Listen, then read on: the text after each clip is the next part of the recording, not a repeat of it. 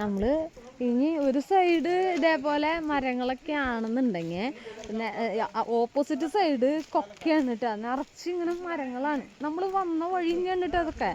അപ്പം നമ്മൾ ഇതേപോലെ ഈ ഒരു മലയ്ക്ക് ചുറ്റും നമ്മൾ ഹെയർ പിന്ന് പോലെ തന്നെയാണ് വന്നേക്കണേ. ശരിക്കും പറഞ്ഞാൽ നമുക്ക് വണ്ടിയും കൊണ്ട് വരികയാണെങ്കിൽ വേഗം എത്തും, ഈ 4 കിലോമീറ്ററൊന്നും വേണ്ട.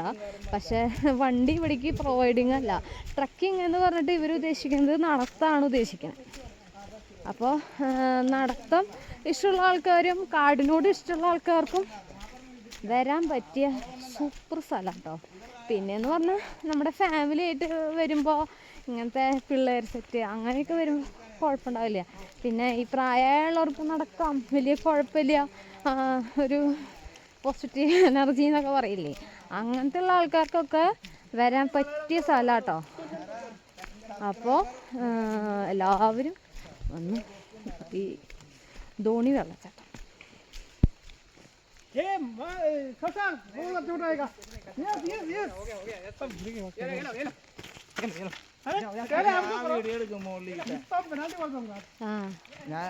ഇപ്പൊ അവിടെ നിന്നൊക്കെ ശരിക്കും പറഞ്ഞ ആ സമയം വരികയാണെങ്കിലേ സെപ്റ്റംബർ ഓഗസ്റ്റ് മാസം വരികയാണെങ്കിൽ നമുക്ക് ഈ കുറച്ചും കൂടിയും കാണാൻ ഇത്തിരി ഭംഗി ഉണ്ടാവും കേട്ടോ.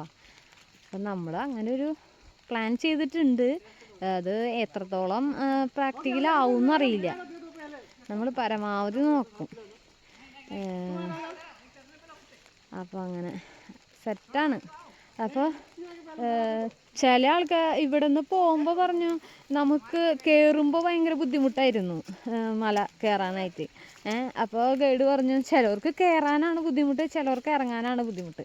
കയറുന്നവർക്ക് വലിയ കുഴപ്പമുണ്ടാവില്ല, ഇറങ്ങുന്ന ആൾക്കാർക്ക് സ്ലോ ആണെന്നുണ്ടെങ്കിൽ അവർക്കാണ് കൂടുതൽ പെശക് വരിക, മുട്ടുവേദന അങ്ങനത്തെയുള്ള പ്രശ്നങ്ങൾ വരും. അപ്പോൾ ഇവർ ഇവിടെ ഫോട്ടോ എടുക്കണ തിരക്കലാണ് കേട്ടോ. അപ്പോൾ നമ്മൾ മലയാളികളുണ്ടായിരുന്നു, അതുപോലെ ഹിന്ദിക്കാരുണ്ടായിരുന്നു, തമിഴുള്ള ആൾക്കാരുണ്ടായിരുന്നു. അപ്പം അങ്ങനെ നമ്മൾ വീഡിയോ എടുക്കണ്ടേ.